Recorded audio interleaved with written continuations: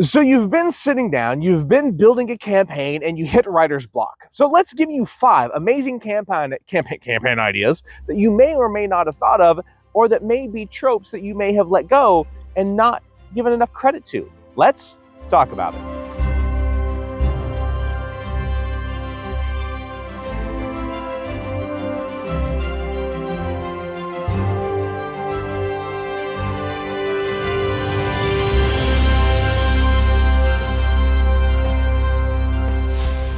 The zombie invasion. Here's the problem with zombie invasions. Zombie invasions, the zombies show up and they eat everyone. Well, if they eat everyone, they can't spread their disease. So what about a zombie invasion that's more chaos inspired? The god of chaos, the god of nature, has infected people. Their goal is to infect others. And all they do is try to infect. And they don't eat, which means they die. Over time, those creatures die, which means that people are trying to quarantine people, put walls up, keep those at bay, because once it spreads, the individual is not going to bite and eat and stay there. They're going to bite, they're going to scratch, they're going to move on to the next person. And the turn happens fast. The problem is, how do we get the players to not turn into zombies if they get scratched? Well, what about playing a game of low-level characters where dying is a real option, where you're trying to escape? The zombies move slow and you're moving through a city, and you actually play the zombie invasion in Dungeons & Dragons fantasy style where you're trying to escape. Bows and arrows become a thing. Hitting someone in the head is an actual thing. Every creature is resistant unless you do called shots. How do you do called shots? There's mechanics that you can develop with this. And so I would love to know how you would use the zombie invasion in your encounter where the zombies are trying to spread chaos as opposed to consume the living. It's a different approach on zombies that fits the narrative of what we know, but changes on the fact that, hey, if zombies were eating the fallen, there wouldn't be no more zombies to rise. So God of Chaos, to inspire and to spill chaos across the land, makes more sense than the God of Death or Dead, or one that's trying to consume all life. How would you handle this? And do you like the idea? Another campaign setting is the Darkness Encroaches. Now here's the thing. Overall, we in the past think of darkness as being something that just moves in. What about darkness, which is brought on by objects, items, desecrated land that occult individuals are planting, and that darkness grows from those items, giving the player something to go after? And why is that darkness basically spreading?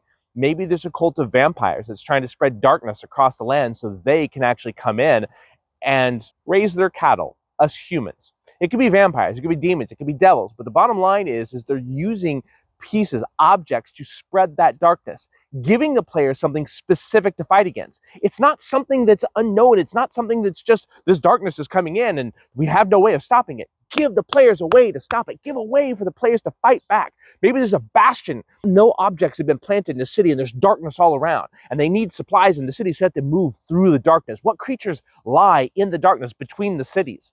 Just because there's darkness everywhere else doesn't mean there has to be darkness everywhere.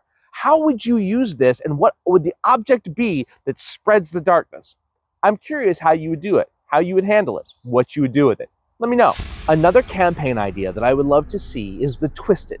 The Twisted is, imagine a being that's extra dimensional, something that's from another plane that's taking the creatures living here and twist them. Something that's more of a macabre essence of spindle tendrils or long legs that basically injects them with, well, magical serums that twist them into chaotic shapes and different creatures. And then those creatures bring that creature, that macabre essence, more living to twist more. This is one of those things where you have a BBEG that's clearly evil and slowly mutating the world that we exist. Everything from plant life to creatures. And you can tell where it is because it infects everything, turning plant life into carnivorous creatures that seep out minerals of the world, the minerals below. There's so many amazing things you can do with this, but you have a BBEG that may not be all powerful, but can twist the world around them, surrounding themselves and protecting them and creating a layer over time. What would the Twisted be in your world? How would it infect everything else? What would its layer look like? These are all questions that are enticing when you're looking at a creature that may not be the biggest and baddest thing in the block, but makes them so. Now, this campaign idea is one of my favorites, and it comes from very popular media, is the Collectors. Basically, villages are going missing because a group of extra-dimensional beings, they could be fae, they could be demonic, they could be from a dimension that we've never even heard of, are collecting our populace to feed and create an old god.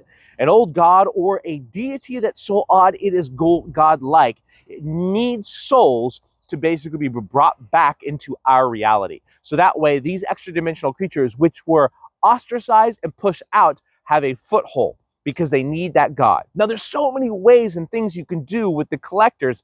They could be doing it for God. They could be doing it because they need souls to power their infernal machinery.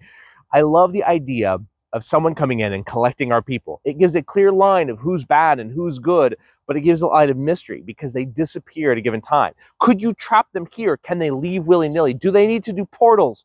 The idea of how they go forth and back between their realm is also exciting. And when you enter the realm, is there a way back or is it a one-way trip? This was done in a very popular media, and I would like to know, can you guess where I get the collectors from? And by the way, it's not a new name, because I would love to see that dimensional and D&D style. What do you think, and how would you use the collectors, and where did it come from? An idea that I love for a campaign just spanning idea when it comes to any TTRPG is the wilderness that is chaos. Meaning, a lot of times you think it's chaos as something along the ideas of chaos in Warhammer 40K, where it's just all just chaos. But what about wilderness? The wildlife of this world thrives in chaos. There's a balance that happens between there, but what about when the wilderness has had enough and the plants come encroaching upon our civilization? Fighting back the attacking wilderness that is purely chaotic, where the herbivores and giant creatures that are normally docile come wrecking through your walls because nature is fighting back. I like the idea that nature is chaos for this setting. There's always an argument to be made between balance and chaos. Now, the question is, do the players see that? Do you want the players to try to rebalance nature, or is it a war against it? Both of those are great options, but I love the idea where nature itself is coming for us. How would you use this as a campaign idea? Would you use it as nature swathing between the lands of cities, encroaching on the civilization, and civilization trying to survive? Where now the dangerous land between worlds is all because nature is trying to kill the sentient creatures that are out there. Do druids, do the fae have something to do with it? Are they part of it? Are they being pushed into civilization as well? And the pure chaos of nature is killing anything that's sentient. I like all ideas regarding this. I would like to see nature fighting against anything intelligent. What are your thoughts on this, and how would you use it? And guys, thank you so much for joining us. And this was about campaign settings, campaign ideas, taking tropes that we've seen in the past and tweaking them just enough to give them a semblance of reality, but also making them a little bit different. There's nothing wrong with taking an idea that's been done over and over and over again and making a little bit of realism to it. The zombies never made sense to me. Why would zombies want brains? Why would zombies want to consume humans? It doesn't make sense. How would a zombie get up if they were eaten by other zombies, right? So the thing is that zombies would be there to infect others, and they may die from starvation. Or maybe they have a different food source that is provided to them by the creature that's creating the zombies. There's so many things you can do when creating a trope in Dungeons & Dragons. It's been done 1,000 times, and changing one little aspect makes the entire thing more real. So guys, thank you again for joining us. Like, subscribe, comment below, and share the video so we can grow this channel. And again, thank you so much, and we will see you next time.